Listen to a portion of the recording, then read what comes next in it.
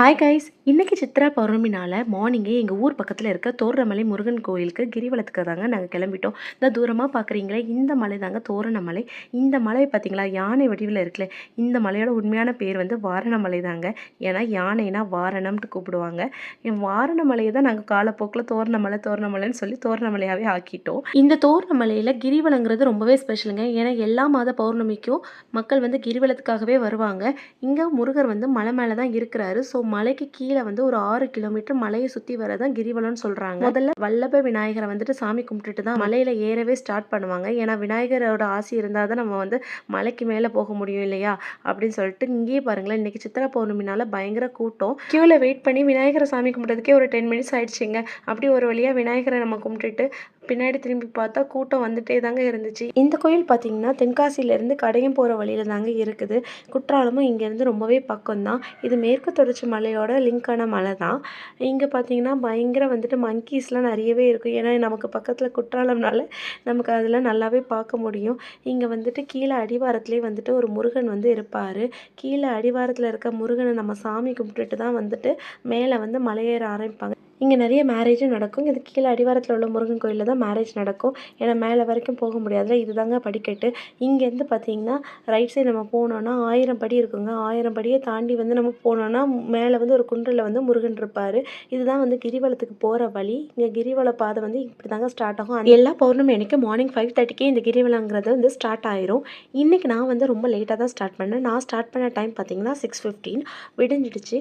மக்கள் பார்த்தீங்கன்னா சூரியன் வரதுக்கு முன்னாடியே இந்த கிரிவலத்தை வந்து முடிக்கணும்னு நினைப்பாங்க. ஏன்னா இந்த கிரிவலம் வந்து கம்ப்ளீட் பண்ணுறதுக்கு எப்படியும் 1.5 ஹவர்ஸ்லேருந்து 2 ஹவர்ஸ் வந்து ஆகும்.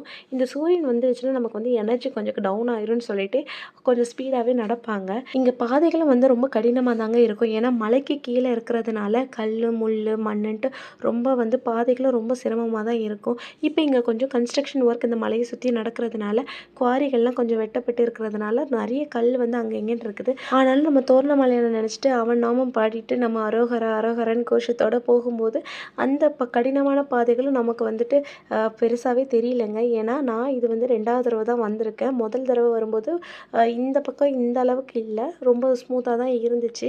ஆனால் இன்றைக்கி சித்ரா பௌர்ணமிக்கு இன்றைக்கி வரும்போது வந்துட்டு பாதைகள் வந்து அதிகமாக தான் இருந்துச்சு. ஆனால் கடினமாக எனக்கு தெரியலை. ஏன்னா பாருங்களேன், இந்த கூட்டம் பாருங்கள், ஃபுல்லாக சாரையாக தோரணமலையான நினச்சி அவன் மேலே இருக்க நம்பிக்கையில் வந்து இந்த கூட்டத்தை பார்க்கும்போது நமக்குமே வந்துட்டு ஒரு பாசிட்டிவ் மைண்ட் செட் வந்து வருது. இந்த பாதை வந்து மலை அடிவாரத்தில் நம்ம நடக்கிறதுனால எல்லா மலையும் நமக்கு பக்கத்துலேயே இருக்குது. ரொம்பவே பிரமிப்பாக இருந்துச்சு. நேச்சுரல் வியூ வந்துட்டு பார்த்துட்டு இந்த ஃப்ரெஷ் ஏரில் வந்து நம்ம நடக்கும்போது ரொம்பவே வந்து புத்துணர்ச்சியாகவும் இருந்துச்சு. இந்த தோரணமலையை சித்தர்கள் வாழ்ந்த பூமியாகவே சொல்கிறாங்க. ஏன்னா அந்த காலத்தில் வந்து அகஸ்தியர் சித்தரும் அவரோட சீடரான தேரையர் சித்தரும் இங்கே தான் நிறைய மருத்துவ கண்டுபிடிப்புகளை வந்து கண்டுபிடிச்சி ஆய்வு கூட வந்து வச்சுருந்தாங்களாம். இங்கே மலையை சுற்றி நிறைய மூலிகை செடிகள்லாம் இருக்குதுன்னு சொல்கிறாங்க. அதே மாதிரி இங்கே அகஸ்தியர் சித்தரும் தேரையர் சித்தரும் இருந்த காலத்தில் அவங்களுக்கு இஷ்ட தெய்வமான முருகனை எடுத்து வழிபாடு பண்ணி பூஜை பண்ணிட்டு இருந்தாங்களாம். அப்புறம் கொஞ்சம் காலம் கழிச்சு அகஸ்தியர் சித்தர் பொதிகை மலை நோக்கி போயிட்டாங்களாம். தேரையர் சித்தர் தோரணமலையிலேயே வந்துட்டு மேலே ஜீவ சமாதி அடைஞ்சிட்டாங்களாம். அவங்க வழிபட்ட இந்த முருகர் சிலை வந்துட்டு மலைக்கு மேலே இருக்க சுனையில் வந்து இருந்துச்சுன்ட்டு சொல்கிறாங்க. இந்த ஊர் பக்கத்தில் உள்ள ஒருத்தரோட கனவுல முருகர் போயிட்டு சொல்கிறாங்களாம், இப்படி வந்து நான் சுனையில் இருக்கிறேன், என்னை தூக்கி நீங்கள் வழிபாடு பண்ணுங்க, நல்லது நடக்கும்ட்டு.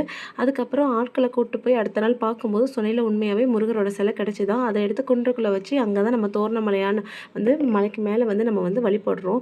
நீங்கள் பார்த்தீங்கன்னா தெரியும், அந்த மலையில் வந்து சுண்ணாம்பு ஊற்றி விட்ருப்பாங்க. ஏன்னா அந்த மலை வந்துட்டு ரொம்ப உச்சியில் இருக்கிறதுனால நமக்கு ஐடென்டிஃபை பண்ணுறதுக்காக தான் வருஷம் சுண்ணாம்பு வந்து ஊற்றி விட்ருவாங்க. ஃபைனலாக நம்ம மலையை சுற்றி முடிச்சாச்சு. அந்த முடிகிற பிளேஸ் பார்த்தீங்கன்னா அதுவும் தேடி பாதை மாதிரி தான் இருக்கும். கூட்டம் அதிகமாக இருக்கிறதுனால நாங்கள் கியூ மாதிரி தான் போயிட்டு இருந்தோம். இன்றைக்கி நாங்கள் கிரிவலம் முடிக்கிற டைம் எங்களுக்கு வந்து 1.25 மணி நேரம் ஆச்சு. யூஸ்வலாக 1 ஹவர்க்குள்ளேயே முடிச்சிருவோம். பட் இன்றைக்கி வந்து கூட்டம் அதிகமாக இருக்கிறதுனால அங்கங்கே ஒத்தேடி பாதை இருக்கிற இடத்துலலாம் கியூ மாதிரியே போயிட்டு இருந்ததுனால ஸ்லோவாக மூவ் ஆகிட்டு இருந்தாங்க. அதனால வந்துட்டு கொஞ்சம் லேட்டாக தான் ஆச்சு. இங்கே பார்த்தீங்களா மக்கள்லாம் வந்துட்டு கிரிவலம் முடிச்சுட்டு அப்படியே ரெஸ்ட் எடுக்கிற மூமெண்ட். இங்கே வந்து தான் நிறைய பேர் வந்து தண்ணி குடிச்சிருந்தாங்க. குழந்தைங்கள்லாம் கூட்டு வரீங்கன்னா கொஞ்சம் தண்ணி எல்லாமே ஃபில் பண்ணி கொண்டாங்க, அவங்களுக்கு கொஞ்சம் டீஹைட்ரேட் ஆகாமல் இருக்கும். இங்கே வந்து மாதம் பௌர்ணமி கடைசி வெள்ளி கடைசி செவ்வாய் அன்னைக்கெலாம் வந்து அன்னதானம் வந்துட்டு சிறப்பாக போடுவாங்க. ஸோ இந்த கூட்டெல்லாம் முடிச்சுட்டு அன்னதானம் சாப்பிட தான் போயிட்டு இருந்தாங்க. அன்னதானம் போய் சாப்பிட போகணுன்னு பார்த்தா அங்கே க்யூவே வந்துட்டு ரொம்ப பெருசாக இருந்துச்சு. ஐயோ, இந்த க்யூவில் நின்று நம்ம அன்னதானம் சாப்பிட்டா இன்னும் ஒரு 1.5 மணி நேரம் வெயிட் பண்ணணும் அப்படின்னு சொல்லிட்டு சரி நாங்கள் வெளியில் வந்துட்டோம். கோவில் அன்னதானம் சாப்பிட முடியலன்னு வெளில வந்து பார்த்தா இங்கே ஒருத்தங்க அன்னதானம் போட்டுட்டு இருந்தாங்க. சரின்னு சொல்லிட்டு பிளேட்டை வாங்கிட்டு அவங்கக்கிட்ட அன்னதானமும் வாங்கியாச்சு. அங்கே பார்த்தா புளியோதரை, தயிர் சாதம், சக்கரை பொங்கல் வச்சுருந்தாங்க. சரின்னு சொல்லிட்டு நல்லா சாப்பிட்டுட்டு அப்படியே கிளம்பி வீட்டுக்கு வந்தாச்சு. அனதர் வீடியோவில் சந்திக்கிறேன் ஃப்ரெண்ட்ஸ். பாய்.